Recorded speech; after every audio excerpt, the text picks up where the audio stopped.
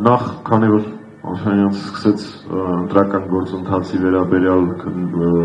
մի քանի նկատառումներով, որպեսզի պատկերացնենք, թե մեր երկրում ինչ վիճակ է ժողովրդավարության տեսանկյունից, եւ Տիկին Վարդանյանն եւ պարոն Դանիելյանը գալիս ենք ազգային ժողովի արտահերթ դիսկից, որտեղ ներկայացվել է ընտրական օրենսգրքի փոփոխություն, ուշադրություն դարձրեք, էլի 5 ամսից ընտրություններ են, 3 արդեն, իրանք փոփոխություններ են մտցնում, սահմանափակում են դիտորդական առաքելությունը, բուն օրինագիծը հրապարակվել է 3 ժամը 6:30-ի 7-ի կողմերը, այսինքն անձամբ ես իմացել եմ, որ արտահերթ նիստ տեղի է ունենալու ԿՊ-ական պատգամավորներից մեկի Facebook-յան ստատուսից, գրել է վաղ արտահերթ լինելու, հետո գնում եմ Ստրասբուրգ, որից 5 ժամ հետո նոր օրինագիծը հրապարակվել է, որը հստակ սահմանափակում է դիտորդական առաքելությունների գործունեությունը, այս մթնոլորտում ենք մենք ապրում, եւ առհասարակ ես մթնոլորտի մասին խոսելիս զուգահեռ տանելով գործին Երման ջրի մեջ մտցնելու հայտնի գիտափորձին, ուզում եմ մի վարքյան կանգ առնենք ու մենք պատկերացնենք ինչ է մեր շուրջը կատարվում։ Ես գիտեմ, որ մենք բոլորս այդ ամեն ինչը շատ լավ գիտենք, բայց քանի որ այդ ամեն ինչը կաթիլ հատ է տեղի ունեցել, մեկ ամբողջության մեջ մի քիչ բարդ է դա անցալել։ Սիրելիներս, հիմա Հայաստանում մարդ կա, ով 15 օր հացադուլ է անում։ Անարդարության պատճառով, իսկ հացադուլը ամենածայրահեղ միջոցն է պայքարի։ Հայաստանի Հանրապետությունում մեր առաքելական սուրբ եկեղեցու սրբազան հայրերը անազատության մեջ են։ Մեկին տերորիստ են փորձում անվանել, մյուսին փորձում են պուտչիստ անվանել, այո, մյուսին ինչ-որ ծիծաղելի մեկ այլ մեղադրանք են առաջադրել։ Հայաստանի Հանրապետությունում մեր ամենահայտնի բարերարներից մեկը մի քանի վայրկյանանոց խոսքի համար հայտնվել է անազատության մեջ, շարունակում է լինել անազատության մեջ, որովհետև տնային կալանքը նույնպես անազատություն է, եւ կես տարուց ավել անցկացրել է բանտում։ Վազգենը եւ Նարեկը, որոնք հայտնի հասարակական գործիչներ են, իրենց խոսքի համար անազատության մեջ են։ Բայց մի հատ հասկանանք, թե ոնց է դա տեղի ունեցել։ Ազգային ժողովի նախագահի աթոռը զբաղեցնող անձը կեղտոտ հայհոյանք է հրապարակել տղաների հանդեպ, տղաները դրան շատ ավելին մեղմ պատասխան են տվել, եւ այդ նույն մարդը հաղորդում է ներկայացրել իրենց դեմ։ Կամեն արա։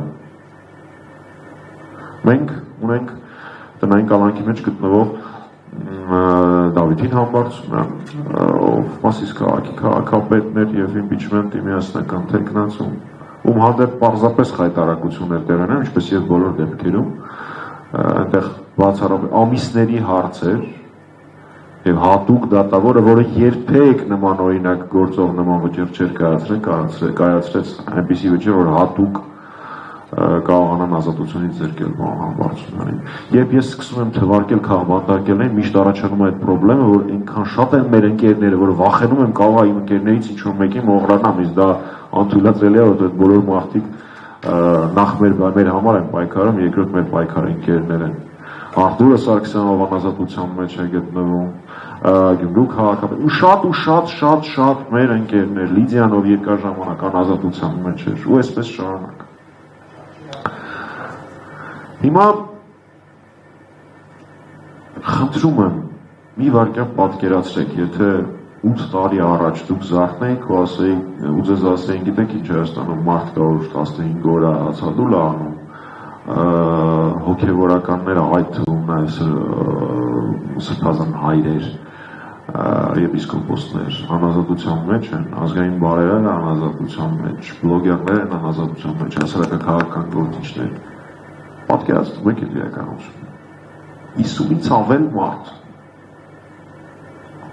Ու դա մարդիկ են դրանք, մարդկային ճակատագրեր են։ Դրանք մարդիկ են, որոնք պայքարում են մեր խոսքի ազատության համար։ այդ թվում նաև իրենց պայքարի շնորհիվ է, որ մենք հիմա կարողանում ենք այս ամենի մասին խոսել, ինչը հեչ ցուցանիշ չի, կարող ենք շատ արագ հայտնվել նաև իրենց կողքին, բայց շատ կարևոր է, որ մեր հասարակությունը հասկանա, որ այդ մարդկանցից յուրաքանչյուրը իրենց ազատությամբ, իսկ Նարեկը նաև իր առողջությամբ պայքարում է մեր իրավունքների համար։ Ու դրան անտարբերությամբ անդրադարձնելը կարծում եմ առնվազն անշնորհակալություն կլինի, իսկ մենք անշնորհակալ ազգ երբեք չենք եղել։ Ես կուզենայի նաև ձեր ուշադրությունը դարձնել երկու փաստի։ Առաջինը նորից դառնալով Նարեկի եւ Վազգենի кейսի, այս кейսը իրական է նաև նրանով, որ այնտեղ ոչ միայն անհատների նկատմամբ բռնաճնշումը, անհատ այլախոհների նկատմամբ բռնաճնշումը, այլ նաև մեկ այլ անդին դա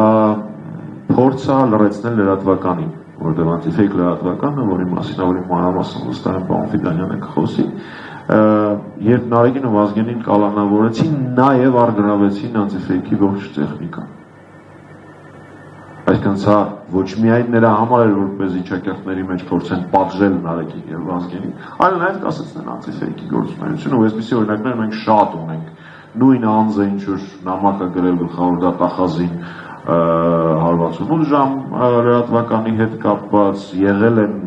բազմաթիվ թիրախավորումներ հայելի ակումբի նկատմամբ եւ շատ ու շատ այլ լրատվականների բարակներ։ Այսինքն մենք հասել ենք արդեն այն մակարդակին, որ դա ոչ միայն անհատների, այլ նաև լրատվականներին լրացնելու փորձեր։ Երկրորդ փաստը, որի վրա ես շատ կուզենայի ուշադրություն հրավիրել, դա մոտ մի ամիս առաջ տեղի ունեցած այդ դիմումն էր Եվրոպական միությանը 15 միլիոն դոլար տրամադրել Հայաստանում արտաքին ներգրավվածության դեմ պայքարի համար, foreign interference-ի դեմ պայքարի, ու այս հարցը նույնպես անհրաժեշտ է դիտարկել երկու հարթության մեջ։ Առաջինը բնականաբար բուն foreign interference-ն է, այսինքն արտաքին որևէ դերակատարի ներգրավումն է Հայաստանի ներքաղաքական գործընթացներին, որովհետև այդ գումարի տրամադրումը հենց դա էլ նշանակում է։ Էլ ես չեմ շարունակելու, որ ես մի 4-5 տարի է մեկ 250 միլիոններ, մեկ 5 միլիարդեր, մի խոսքով ինչ փող ասես գալիս էր։ Այդ փողերի հաշվետվողականության հետ կապված ես ճիշտ ասած դեռևս որևէ տեղեկություն չունեմ, բայց վստահ եմ, որ այս 15 միլիարդը շատ արագ կգա, եթե դեռ չի եկել։ Այսինքն առաջինը այո, արտաքին ներգործություն։ Բայց այստեղ կա նաև երկրորդ, այսպես ասած, թաքնված հարթություն։ Ինչ էր նշանակում այդ դիմումը եւ Եվրոպական միության կողմից դրան տրված դրական արձագանքը։ Դա նշանակում է, որ մինչև ընտրություններ եւ ընտրություններից հետո Փաշինյանի բոլոր բռնաճնշումները, բոլոր վայրագությունները, իրավական համակարգի օգտագործումը քաղաքական այլախոհներին ճնշելու համար փաթեթավորվելու է, ես պայքարում եմ արտաքին ներգործության դեմ բրենդի ներքո։ Ինքը տեղյակ է, որ Եվրոպական միության մի շարք երկրներում այդ թեման շատ արդի թեմա է, շատ քննարկվող թեմա է։ Ես ոչ մի զուգահեռ որևէ երկրի հետ տանել չեմ ուզում։ Եվ ինքը որոշել է խայբից օգտվել եւ իր հետագա բոլոր բռնաճնշումները քողարկել այդ հասկացության տակ։ Այսինքն, եթե միջազգային կառույցները, շատ երկրների դեսպանատներ, որոնք միշտ աչքի են ընկել ժողովրդավարության, խոսքի ազատության վերաբերյալ իրենց շատ ուշադիր մոտեցումներով, եթե առաջ կար լռելիային քարտ բլանշ կամ լռելիային թույլատվություն այդ ամենը իրականացնելու Փաշինյանի պարագայում, հիմա արդեն դա հրապարակային է եղել, որովհետև կարծում եմ չկա Հայաստանում որևէ մի քաղաքական գործիչ, ով այդ մեսիջը տենց շատ հստակ չի հասկացել։ Դա այդ է ինչ մեզ սպասում է, գիտեք, բայց կա մի շատ կարևոր կետ, թե ինչ կարող է անել, ինչի ունակ է Փաշինյանը, ինչ է պատրաստ անել, կարծիքով գիտենք բոլորս, ես որ աստված շատ լավ գիտեմ։ Այստեղ շատ ավելի կարևոր է մենայն մի հարց, թե մենք դրա հետ կապված ինչ ենք անելու։ Մնացած հարցերը իրականում այդքան էլ իրական չէ։ Եվ եզրափակելով, շարունակելով Պաշտոնյանցի ասածը միասնականության վերաբերյալ, ես չեմ կարող ընկալել այս կամ այն քաղաքական գործի կողմից մեր եւ ձեր քաղաքապետարների բանալը։ քաղաքական բանտարկյալները մեր եւ ձեր չեն լինում։ Մենք բոլորս պարտավոր ենք ամեն ինչ անել մեր պայքարի ընկերների ազատության, ապահովման, պաշտպանության համար։ Այս պահին անազատության մեջ գտնվող եւ մասնակիորեն ազատության մեջ գտնվող հալածյալ մեր պայքարի ընկերների շրջանում կան մարդիկ, ովքեր ում կարծիքի հետ ես բացարձակ համաձայն չեմ այս կամ այն հարցում, ավելին հրապարակային բանավեճեր ենք ունեցել, բայց դա չի նշանակում, որ որևէ կերպ մենք պիտի մասնակից չլինենք իրենց իրավունքների պաշտպանության պայքարի։ Ուստի միանալով կոնֆերանսի ասացին, վերահաստատում եմ, որ չեն կարող լինել մեր եւ ձեր քաղաքական պաշտպանությունը յուրաքանչյուրիս պարտականությունն է եւ հանրապետական ինչպես առաջ, այնպես էլ հիմա եւ ապագայում շարունակելու է այդ հարցը պահել ուշադրության կենտրոնում, որովհետեւ մենք մեր մաշկի վրա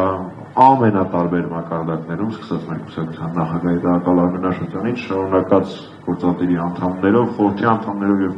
շարքային կուսակցականներով զգացել ենք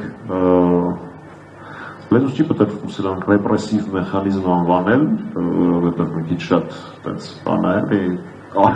արժևորում Փաշինյանի, բայց ամեն դեպքում իրականության մեջ դա հենց այդպես։ Շնորհակալություն։